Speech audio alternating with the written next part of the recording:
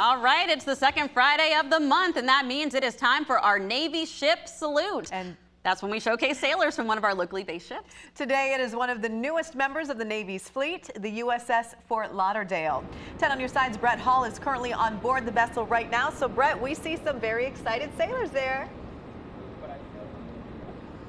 Yes, we're really excited to profile USS Fort Lauderdale. They're up and bright and early with us this morning, and we're happy about that. Right now we're joined by the commanding officer of USS Fort Lauderdale, Gil McCarthy. Good morning to you. Good morning. And so this is the Navy's newest, what's known as an LPD. Can you explain real quick what that exactly means? So it stands for Landing Platform Dock, but we're an amphibious landing ship, and we, about 350 of my crew, run the ship, and we deliver about 600 Marines to the beach when and where they're needed, anywhere around the world, anytime.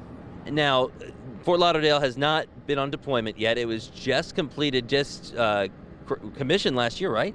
It was. She's done being built. She was commissioned last year. We're up here now. We're undergoing some training, a little bit of industrial work, and getting ready to go do what we do. Now, I think it might go without saying, but just to talk a little bit about the namesake, Fort Lauderdale. Why did the Navy choose to name this Fort Lauderdale? So Fort Lauderdale, of course, the name implies a military background. Fort is in the word, right? So Fort Lauderdale has a military background throughout their entire history.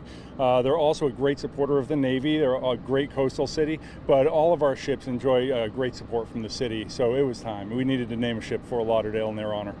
Now, so this is LPD, the newest, as you were saying.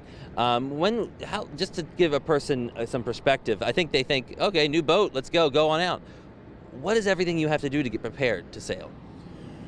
So there is a lot of industrial work that has to go on. This is, I mean, my engines alone are bigger than my entire living room. So everything here takes a lot of work to get done. The crew needs to be trained. We're multi-mission, so they need to be trained in everything from simple seamanship and operating the ship and driving around all the way to the high-end warfight. So there's a lot of training that needs to go on for the entire crew.